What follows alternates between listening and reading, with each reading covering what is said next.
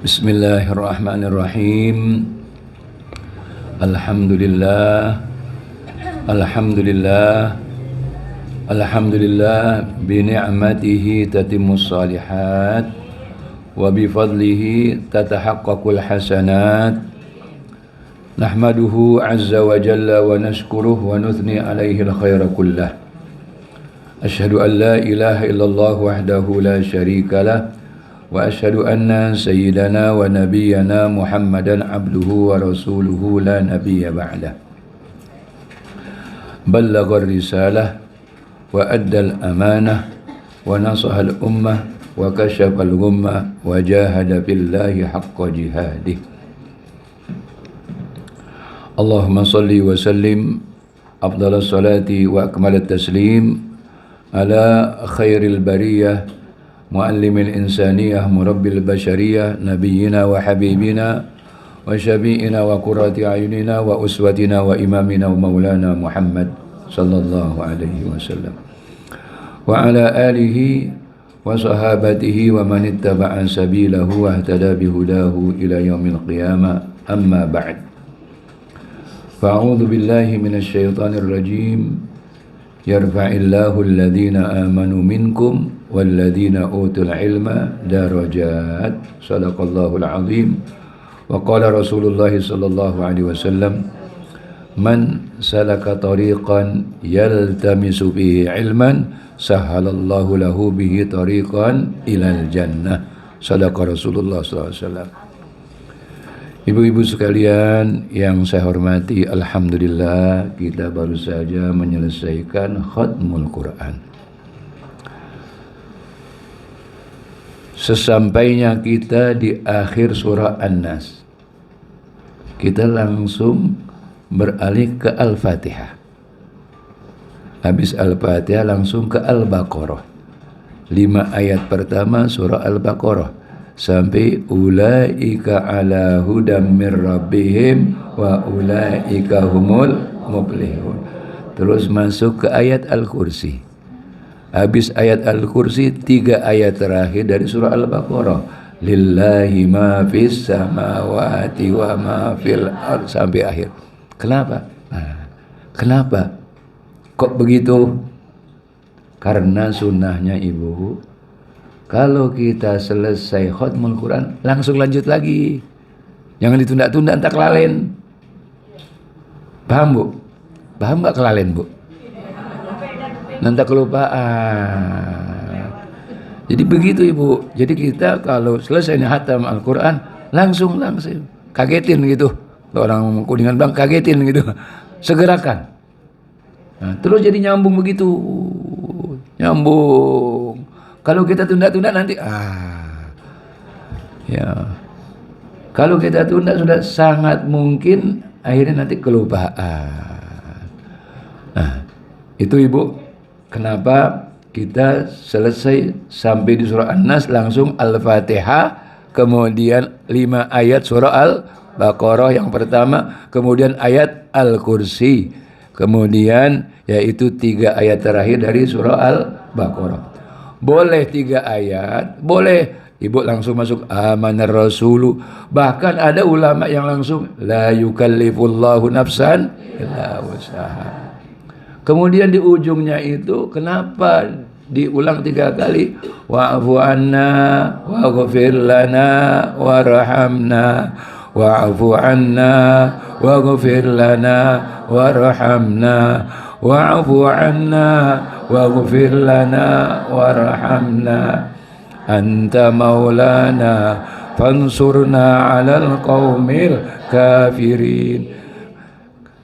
Kita ulang 3 kali karena itu adalah sunnah dari Abdullah ibnu Abbas. Abdullah ibnu Abbas itu misanannya Rasulullah. Abdullah ibnu Abbas radhiyallahu anhu. Jadi ayah Rasulullah ya dengan ayahnya ya, Abdullah yaitu Al-Abbas itu kakak beradik. Nah, Abdullah ibnu Abbas ini orang yang paling paham Al-Quran. Dia paling paham. Dia paling paham. Kenapa dia paling paham Al-Quran? Karena waktu masih orok dibawa oleh orang tuanya kepada Rasulullah. Nah, dibawa kepada Rasulullah, kemudian Rasulullah langsung doakan sambil diusap kepalanya. Allahumma faqihhu fid din wa 'allimhu ta'wil. Masya Allah. Doa Rasulullah nggak ada yang ditolak. Doa Rasulullah tidak ada yang ditolak kecuali satu. Apa doa yang ditolak? Ketika Rasulullah minta, ya Allah, jangan engkau hancurkan umatku karena perpecahan. Itu yang ditolak oleh Allah.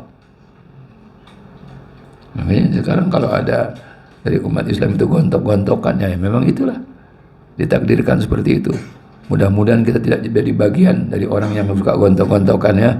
Insya Allah kita jaga persatuan, insya Allah selalu jaga kebersamaan dan persatuan kita. Ya, jangan kita ikut-ikutan kepada orang yang mau dipecah belah, diadu domba. Ya. Jadi Abdullah ibnu Abbas radhiyallahu taala anhuma, dia adalah orang yang paling paham dengan Al-Quran. Karena apa? Didoakan oleh Rasulullah sallallahu alaihi wasallam. Apa doanya? Allahumma faqihhu fiddin. Ya Allah, jadikanlah orang ini memahami dengan baik, memahami dengan benar agama. Memahami. Wa 'allimhu ta'wil, dan ajarkan kepadanya ilmu tafsir Al-Quran. Nah, Abdullah ibnu Abbas radhiyallahu taala anhuma, beliau mengatakan, kalau kita baca ayat terakhir dari surah Al-Baqarah, wa'fu anna waghfir lana warhamna, itu diulang 3 kali. Nah, kita pun setelah baca 3 kali itu mengaminkannya 3 kali. Amin, amin, amin ya rabbal alamin. Itu doa yang lengkap. Wa'fu anna, ya Allah, maafkan kami. Waghfir lana, dan ampuni kami. Warhamna, dan rahmati kami. Ini kita perlu 3 ini. Perlu 3. Bulan Ramadan, saat Lailatul Qadar, As-Sayyidah Aisyah radhiyallahu taala anha bertanya kepada Rasulullah sallallahu alaihi wasallam, wahai Rasulullah, kalau kami sedang menanti Lailatul Qadar, apa yang kami ucapkan? Doa apa yang kami ucapkan? Quli Allahumma innaka afuwun karimun tuhibbul afa fa'fu anni. Kalau buat sendiri fa'fu anni, kalau buat orang banyak fa'fu anna. Itu afu. Ya Allah, maafkan. Siapa yang enggak punya salah? Bu? Punya salah enggak? Punya salah enggak? Berapa kilo? Kalau kesalahan kita itu terbuka, terungkap, nggak ada yang bisa mendongak, nggak bisa. Nggak ada yang bisa ngangkat muka. Ya, Allah tutupi. Salah satu sifat Allah As-Sattar. Maka kita jangan suka nyebut-nyebut aib orang. Jangan suka-suka nyebut aib orang. Jadi kalau orang yang menutupi aib orang lain, dia ditutupi oleh Allah. Man satara musliman satarahullahu fid dunya wal akhirah. Barang siapa yang menutupi aib orang lain, maka dia ditutupi aibnya oleh Allah di dunia dan di akhirat. Tapi ibu-ibu harus bedakan antara yang namanya menyebut aib dengan menyebut evaluasi kerja. Ini umpamanya, saya kasih contoh yang mudah saja. Umpamanya ini majelis taklim, ada pengurusnya. Itu harus dievaluasi. Harus dinilai, ini gimana kerjanya, ketuanya gimana, sekretarisnya gimana, bendaharanya. Itu evaluasi kerja. Yang namanya muhasabah, yang namanya muhasabah. Dan itu harus hasibu anfusakum qabla an tuhasabu. Periksa diri kalian sebelum nanti kalian diperiksa oleh Allah.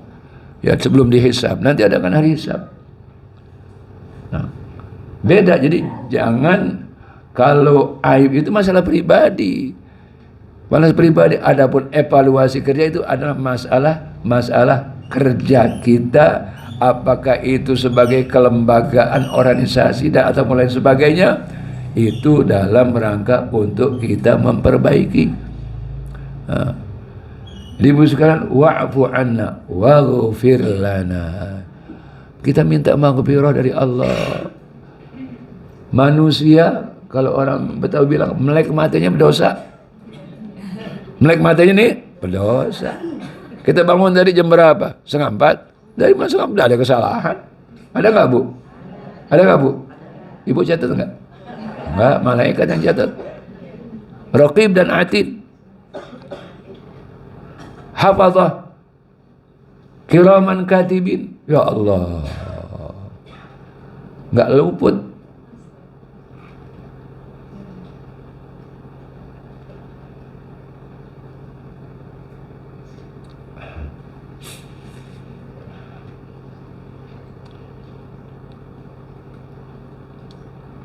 Wa'fu anna waghfir lana. Kemudian warhamna, dan rahmati kami ya Allah. Ibu, kalau baca doa khatmul Quran, ya, Allahumma arhamna bil Quran waj'al lana imaman wa hudan. Jangan dipanjangin rahmatnya. Warahmah. Warahmah. Ibu, rahmat Allah mencakup semuanya. Semuanya dapat rahmat Allah. Dan di dunia ini Allah turunkan rahmat baru satu. Yang 99 nanti di akhirat. Yang satu saja ini mencakup semua makhluk. Mencakup semua makhluk. Bukan saja manusia, binatang, Ibu. Ya, saya kan berkali-kali saya contoh, Ibu. Ya, dulu kalau kita miara ayam, Bu. Bu, miara ayam, Bu.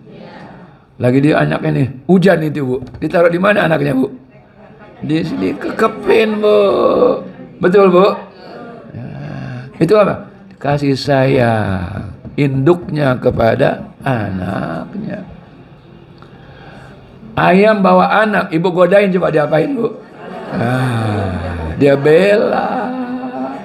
Itu kasih sayang. Ya, Bu, kita suka demen itu, Bu. Ayam lagi bawa anak, kita godain, diubah. Apa? Dia bela. Itu apa? Rahmat. Itu dari Allah. Ayam itu makhluk Allah. Rahmat Allah. Kita nggak bisa hidup tanpa rahmat Allah. Kita minum air, ya. Kita pakai baju, ya. Kita bisa hadir. Ini jangan kita ini GR, oh ya, ini pahala, balasan atas amal kita. Nanti dulu. Bukan. Amal kita nggak seberapa. Itu kasih sayang Allah, rahmat Allah. Makanya setiap amal baik, jangan luput mengucapkan Bismillahirrahmanirrahim. Jangan luput. Setiap amal baik. Khairul asma. Sebaik-baik asma Allah itu Bismillah. Khairul asma. Wa'fu anna waghfir lana warhamna. Rahmati kami ya Allah. Nanti keputusan akhir, Ibu, kita di hari kiamat, ke surga atau ke neraka, itu tergantung rahmat Allah, bukan tergantung amal kita. Termasuk Nabi kita Muhammad sallallahu alaihi wasallam. Termasuk Nabi kita Muhammad sallallahu alaihi wasallam. Makanya kita selalu minta rahmat dari Allah Subhanahu wa taala. Ada doa yang berkenaan dengan permohonan rahmat itu yang lengkap. Saya udah dikasih belum di majelis ini ya. Itu doa setelah qobliyah subuh. Setelah qobliyah subuh. Itu Bu, doa permohonan rahmat yang lengkap, mencakup semuanya. Nggak ada yang luput kebaikan. Tergantung kepada rahmat Allah Subhanahu wa taala. Allahumma inni as'aluka rahmatan min indik tahdi biha qalbi wa tajma'u biha syamli wa talumbu biha sya'athi wa taruddu biha ulfati wa tuslihu biha dini wa tahfadhu biha ghaibi wa tarfa'u biha syahidi wa tuzakki biha amali wa tubayyidu biha wajhi wa tulhimuni biha rusdi wa ta'simuni biha min kulli su'. Nah Ibu, jadi tadi kita ketika khatmul Quran di akhir surah Al-Baqarah itu ayat dari surah Al-Baqarah kita ulangi 3 kali. Dah. Baik. Kemudian Ibu sekalian, ini saya yang amalan dulu ini Bu. Yang amalan berkenaan dengan amalan kita. Enggak jauh-jauh saya ngomong Bu. Bu, saya ngomong enggak jauh-jauh, amalan kita dulu. Kemudian Ibu sekalian, setelah kita selesai sampai wa'fu anna waghfir lana warhamna anta maulana fansurna 'alal qaumil kafirin, kita masuk kepada zikir. Zikir yang paling bagus tahlil. Zikir yang paling bagus tahlil. Karena apa? Karena tahlil adalah kunci masuk surga. Miftahul jannah, itu kunci masuk surga.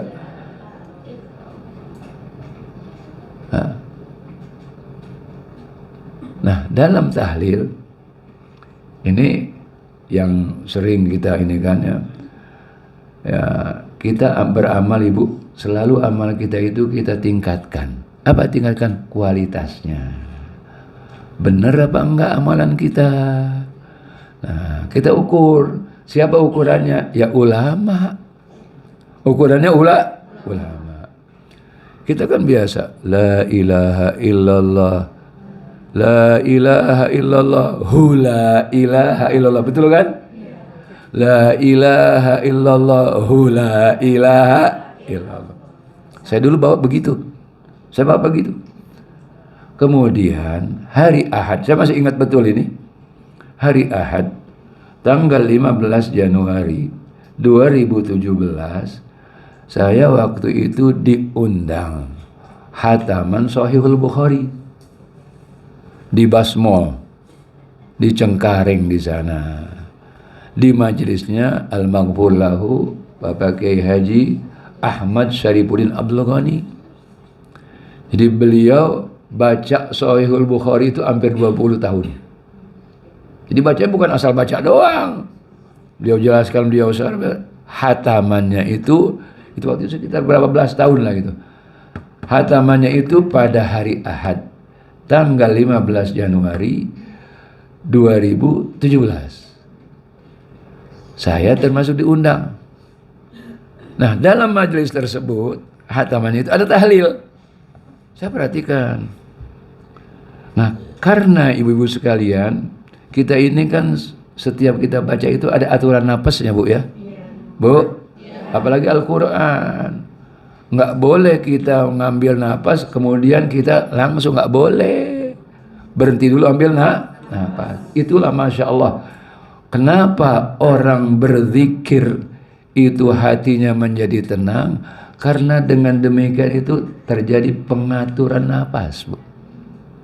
Jadi orang kalau berzikir itu jadi tenang. Itu diantaranya ya. Di antara hikmahnya. Jadi waktu itu saya perhatikan. Dan beliau memang orang alim. Diakui beliau kealimannya. Beliau itu alim dalam hadis. Ya. Jadi waktu tahlil la ilaha illallah, berhenti. Waqaf itu. Sukun. Tahu sukun Bu? Tahu sukun Bu? Bukan buah, bukan. Dibilang buah lagi.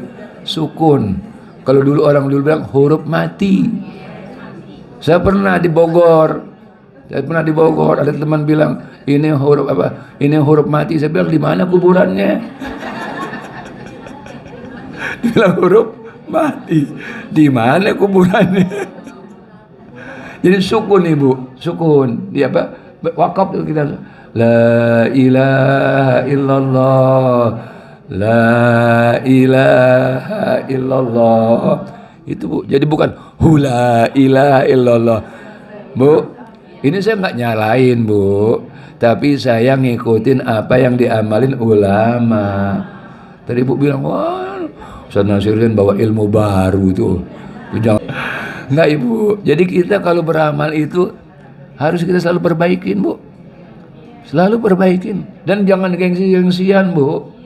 Jangan gengsi-gengsian. Kenapa? Kita pengen amal kita itu benar. Dan amal itu benar dasarnya ilmu.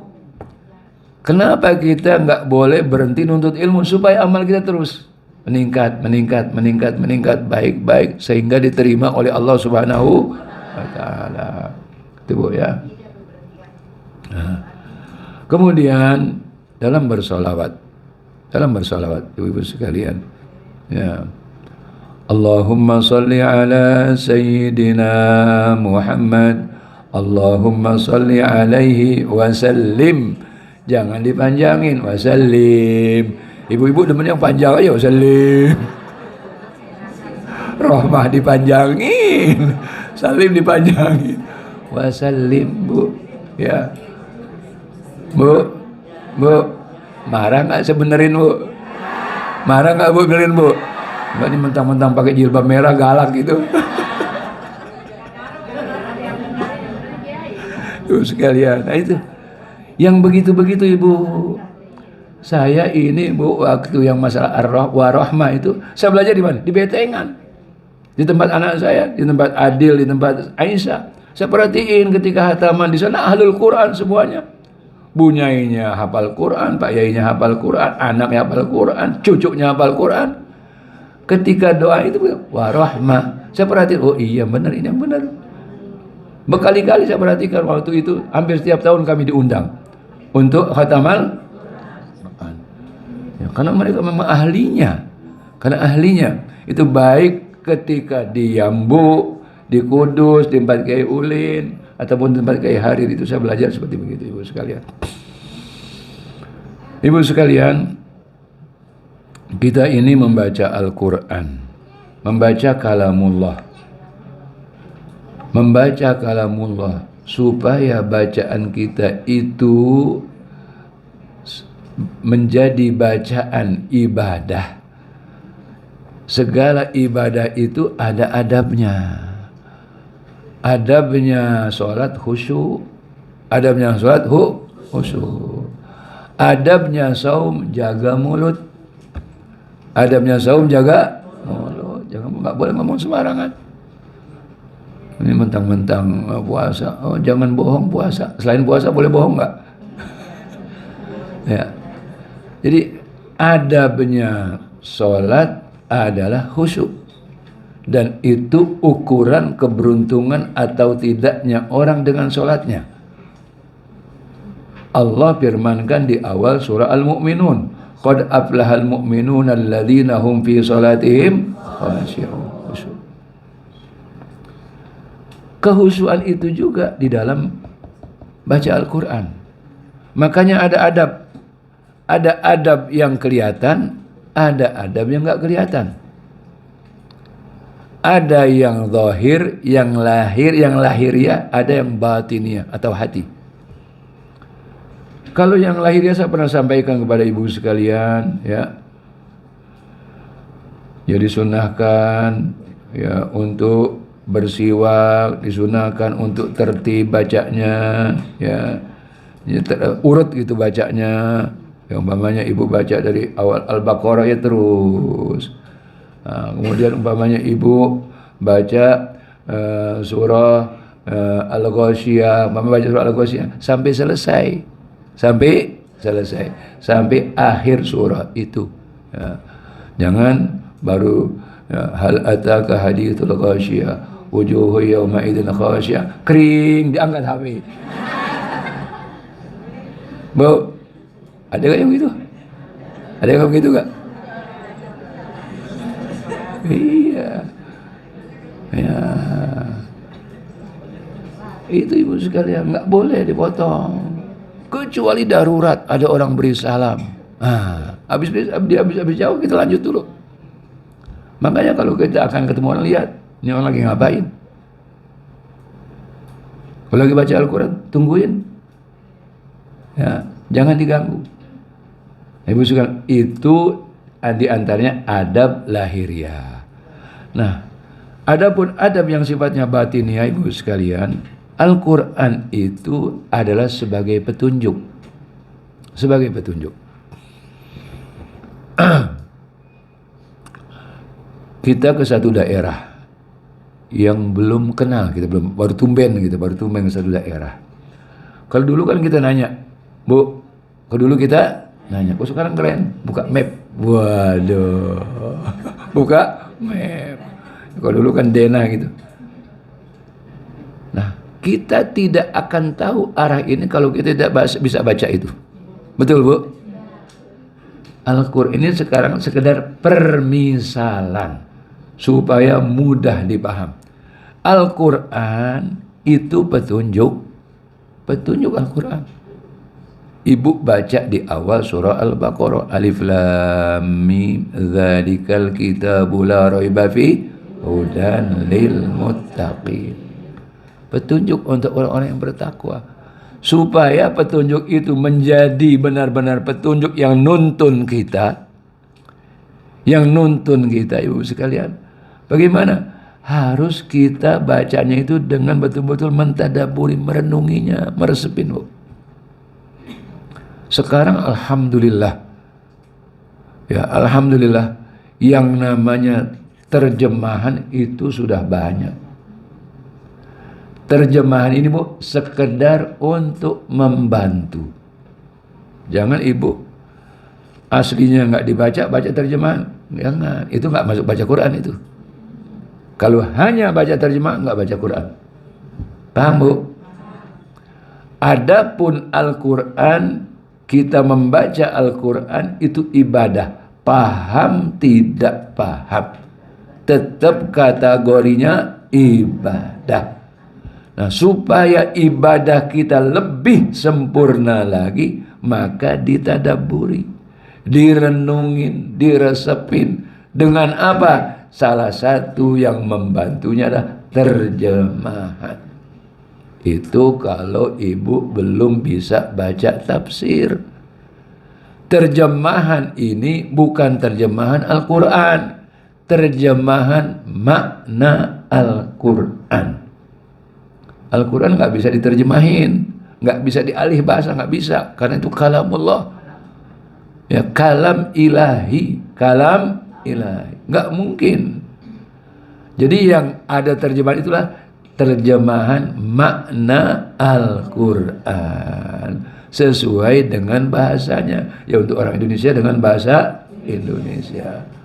Makanya tidak sembarang orang membuat terjemah itu, harus tim yang ahli betul-betul, yang mereka orang yang mempunyai ilmu-ilmu, baik itu ilmu alat ataupun ilmu yang terkait dengan ulumul Quran. Jadi tadabburi, ibu sekalian, ya. Kemudian ya, kita kalau kita baca Al-Quran, ibu, salah satu yang perlu kita renungi, ibu sekalian, Masya Allah,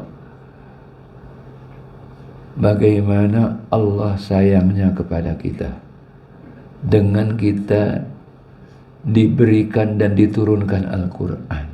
Masya Allah. Saya yakin perasaan kita sama, ibu. Kalau kita baca Al-Quran rasanya hati enak, apalagi bulan Ramadan, Bu. Betul, Bu? Itu nikmat betul. Apalagi bulan Ramadan, Masya Allah. Maka ibu, salah satu pengkondisian supaya bacaan kita itu lebih khusyuk lagi, ibu, itu dibaca dengan dalam keadaan saum. Atau kalau tidak saum, perut jangan kenyang-kenyang. Bu, Jangan kenyang-kenyang. Ya. Sebab kalau orang kenyang dia harus minum, Bu. Makan banyak, minumnya banyak. Makan banyak, minum banyak, ngantuk tidur. Nggak bisa, hati itu nggak bisa. Nggak bisa dibohongin, Ibu. Kita manusia begitu. Nah, makanya dijaga ini, Ibu sekalian. Ya, maka dijaga. Maka orang yang dikatakan ahlul Quran, lihat orang ahlul Quran. Ketika orang pada tidur malam, apa yang dikerjakan oleh ahlul Quran? Dia bangun, tahajud. Wah, ketika orang ramai-ramai girang-girang, dia kagak, dia tenang-tenang aja. Ketika orang ketakutan, dia nggak pernah takut. Kenapa? Selalu nyambung dengan Allah Subhanahu wa Ta'ala.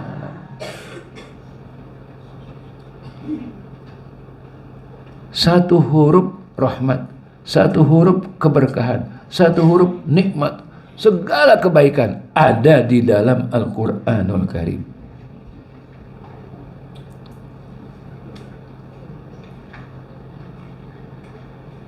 Orang yang ahlul Quran, dia tidak pernah menggantungkan kebutuhannya kepada orang lain. Justru orang lain bergantung kepada dia. Jadi tanda-tanda orang ahlul Quran, dia tidak pernah bergantung kepada orang lain. Justru orang lain bergantung kepada dia. Itu tanda-tanda ahlul Quran.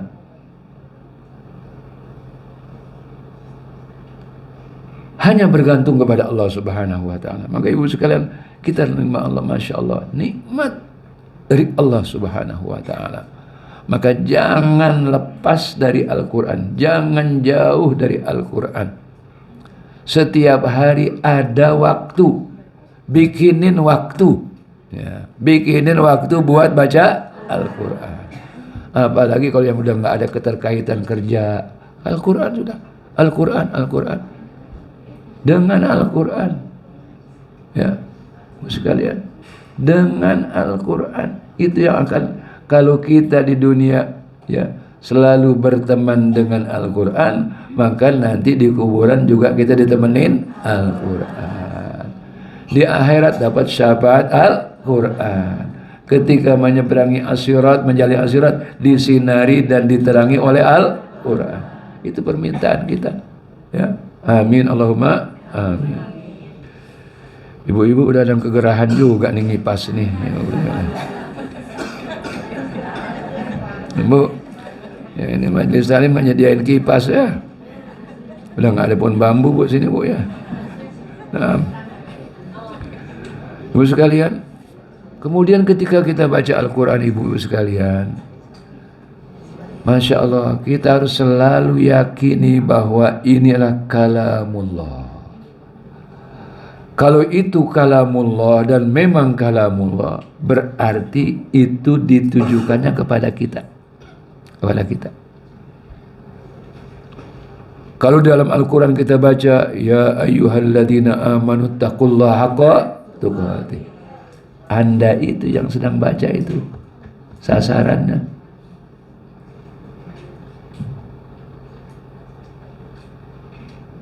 Kita renung ibu. Tadi awal dari khatmul Quran yang kita baca surat Takatsur, alhaakumut takatsur hatta zurtumul maqabir kalla sawfa ta'lamun thumma kalla sawfa ta'lamun. Masya Allah.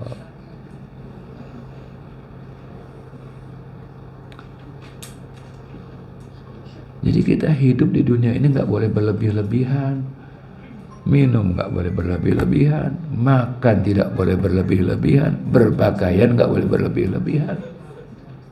Yang wajar-wajar saja. Karena apa? Orang yang berlebih-lebihan akhirnya dia lupa. Yang mubah, ya, kalau berlebihan bisa menjadi makruh. Yang makruh berlebihan bisa menjadi haram. Itu ibu sekalian. Kita di dunia, perut kita ini, Bu, Muatnya berapa sih? Bu, 5 piring masuk, Bu.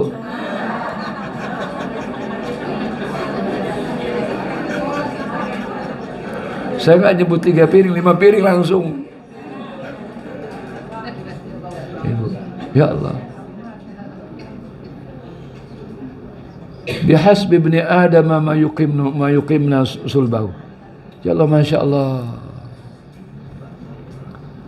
Segala sesuatu yang berlebihan akan menjadikan orang terlena. Orang yang berlebihan dengan dunia lupa akhirat. Bencana itu musibah kalau orang sampai lupa akhirat. Orang yang semuanya itu duniawi, dia lupa mati. Ingat-ingat pas udah sakarat. Ya ayyuhalladzina amanu la tulhikum amwalukum wala auladukum an dzikrillah wa man yaf'al dzalika fa ulaika humul khasirun. Harta, anak, keluarga, dunia jangan menyebabkan seseorang itu lupa, terlena sehingga dia tidak ada waktu berzikir. Saya pernah ditegur. Siapa yang negur Makci? Saya Tasir. Sudah diamalkan itu? Belum. Kenapa? Nggak ada waktu. Hah? Nggak ada waktu? Itu bangun pesantren? Ada waktu? Bangun bangunan, bangun asrama, bangun kelas itu ada waktu? Dibilang gitu. Padahal bangun pesantren ibadah. Tapi tetap harus ada waktu untuk berzikir. Nabi Musa alaihissalam. Nabi Musa alaihissalam itu nabi yang badannya kekar, Bu. Sekali nempeleng orang mati. Iya, Bu. Fawakazahu Musa faqada alaih. Itu dalam ayat Al-Quran. Dipukul sekali langsung mati itu orang Kibti. Nabi Musa. Nah, ketika dia diperintahkan ya, untuk menghadapi Fir'aun, ya, penguasa yang paling kejam dan paling zalim, dia minta kepada Allah supaya saudara kandungnya dan yaitu Nabi Harun itu abangnya Nabi Musa. Nabi Harun lebih tua Nabi Harun daripada Nabi Musa. Dia minta kepada Allah. Apa dia minta kepada Allah? Waj'al li waziran min ahli. Ya Allah, jadikanlah ya seorang menteri. Menteri itu pembantu. Bu. Yang namanya menteri itu pembantu. Pembantu presiden. Bukan pembantu rumah tangga. Ya, pembantu itu tetap pembantu. Ini bahasa Al-Quran. Waj'al li waziran min ahli. Dan jadikanlah untukku seorang menteri min ahli, dari keluargaku. Disebut namanya Haruna akhi. Yang namanya Harun, dia saudaraku. Waj'al li waziran min ahli Haruna usdud bihi azri. Perkuatlah aku itu dengan dia. Jadi dia memperkuat Nabi Musa. Usdud bi azri wa asyrikhu bi amri, dan jadikanlah dia itu ikut serta di dalam urusanku. Apa tujuannya? Kai usabbihaka katsira wa adzkuraka katsira, supaya saya bisa banyak bertasbih dan banyak berzikir kepadamu ya Allah. Bu, jangan sekali-kali mengandalkan kekuatan dengan besarnya fisik. Kekuatan seseorang sesungguhnya bersumber dari kekuatan Allah yang ada pada kekuatan hatinya. Maka Nabi Musa minta dia dibantu oleh saudaranya Nabi Harun supaya apa? Dia ada waktu untuk bertasbih dan ada waktu untuk berzikir. Jadi ibu, kalau kita capek berzikir, insya Allah itu akan menghilangkan keletihan hati. Bu, kalau kita capek habis kerja itu wajar, manusia itu wajar. Tapi yang harus kita jaga itu adalah hati kita, ibu. Ibu kan kadang-kadang pegal di hati. Pegal itu betul nggak, Bu? Bu, pernah diurut hatinya, Bu? Tapi bilang pegal. Pegal, bikin pegalin hati, betul nggak, Bu? Pernah nggak terucap begitu? Iya. Jadi hati itu harus dijaga. Salah satunya apa? Banyak berzikir kepada Allah. Dan ketika berzikir bukan hanya mulut yang bergerak, hati itu nyambung. Kita mengatakan subhanallah dengan khusyuk, walhamdulillah dengan khusyuk, wala ilaha illallah wallahu akbar dengan khusyuk. Subhanallah walhamdulillah wala ilaha illallah wallahu akbar. Ibu sekalian, maka As-Sayyidah Fatimah radhiyallahu taala anha sebagai putri tersayang Rasulullah sallallahu alaihi wasallam, dia pernah minta kepada Rasulullah karena merasa capek dengan urusan rumah tangga, maka dia minta pembantu kepada Nabi kita Muhammad sallallahu alaihi wasallam. Nabi Muhammad enggak punya. Kata Nabi Muhammad, saya enggak punya. Saya ajarkan kepadamu satu amalan yang kamu kerjakan sebelum tidur. Apa? Bertasbih 33 kali, bertahmid 33 kali, dan bertakbir 34 kali. Genap menjadi 100. Kata As-Sayyidah Fatimah radhiyallahu ta'ala anha, setelah aku amalkan, aku tidak pernah merasa letih setelah bekerja. Bu, jadi harus bikinin waktu untuk baca Al-Quran, bikinin waktu untuk berzikir. Selesai sholat jangan langsung bangun. Ini baru sholat udah bimbang sama masakan. Jangan, ibu. Makanya kalau mau masak waktunya. Kalau mau sholat sholat. Jangan penggorengan menyala dibagi sholat.